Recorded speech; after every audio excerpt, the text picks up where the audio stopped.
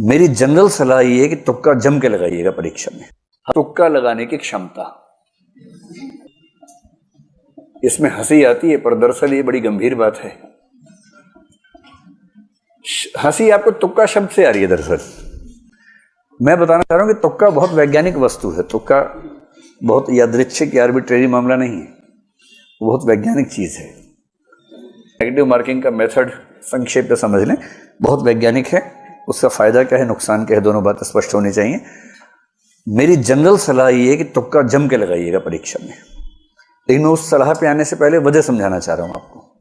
और ये सलाह सबको नहीं है, किसको नहीं है ये आपको खुद जज करना है अभी की बात सुनने के बाद।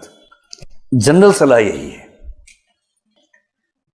कि अगर आपका एक प्रश्न सही हुआ तो उसमें 2 नंबर मिलेंगे, और यदि आपका एक प्रश्न गलत हुआ तो उसमें सही होने पर मिलने वाले अंकों का 1/3 कट जाएगा, तो 2/3 आपका माइनस हो जाएगा। 2/3 का सरल सा मतलब क्या हुआ, कितना हो जाएगा, 0.66 नंबर आपके कट जाएंगे। अब इस तरह से बात समझना मुश्किल लगता है, इसको हम सरल भाषा में समझते हैं। मान लीजिए कि आपने पेपर देखा, उसमें प्रश्न क्रमांक 1, 2, 3 और 4, आपको चारों का अता पता ही नहीं है बिल्कुल भी। आपको यह भी नहीं समझ में आ रहा कि ये वही पेपर है जो मैं देने आया था, कोई और पेपर है, समझ नहीं आ रहा है, कुछ भी नहीं पता आपको उसके बारे में। ऐसे 4 प्रश्न हैं। सिंपल प्रोबेबिलिटी है कि चारों प्रश्नों में 4 ऑप्शंस हैं और आपको एक भी नहीं आता है। आपने पहले प्रश्न में 4 में से रैंडमली कोई भी लगा दिया, सही होने की संभावना कितनी है, 1/4 है। आपने चारों प्रश्नों में तुक्का लगाया, सही होने की संभावना कितनी है, 1/4 है। सिंपल लॉ ऑफ प्रोबेबिलिटी कहता है कि आपका 1 ठीक होगा, 3 गलत होंगे। 1 ठीक होने से 2 नंबर मिलेगा, 3 गलत होने से 2 नंबर कटेंगे, और इसका मतलब है कि आप 0 के 0 हैं।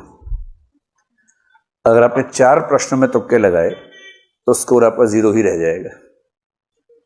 इसलिए इन्होंने जो नेगेटिव मार्किंग की कसौटी रखी है कि 3 गलत प्रश्नों पर उतने ही नंबर कटेंगे जितना 1 सही होने पर कटते हैं, इसके पीछे का आर्गुमेंट ये है। इससे सरल सा निष्कर्ष है कि तुक्का लगाने से फायदा हो ना हो, नुकसान तो नहीं होता है।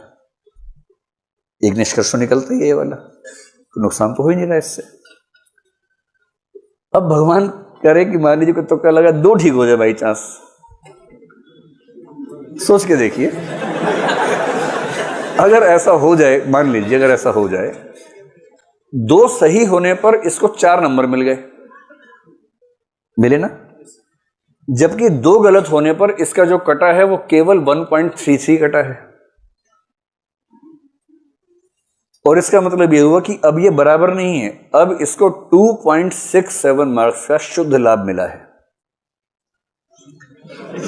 केवल इस वजह से कि इसने 4 में से 2 तुक्के सही कर दिए। आप मेरी बात समझ गए।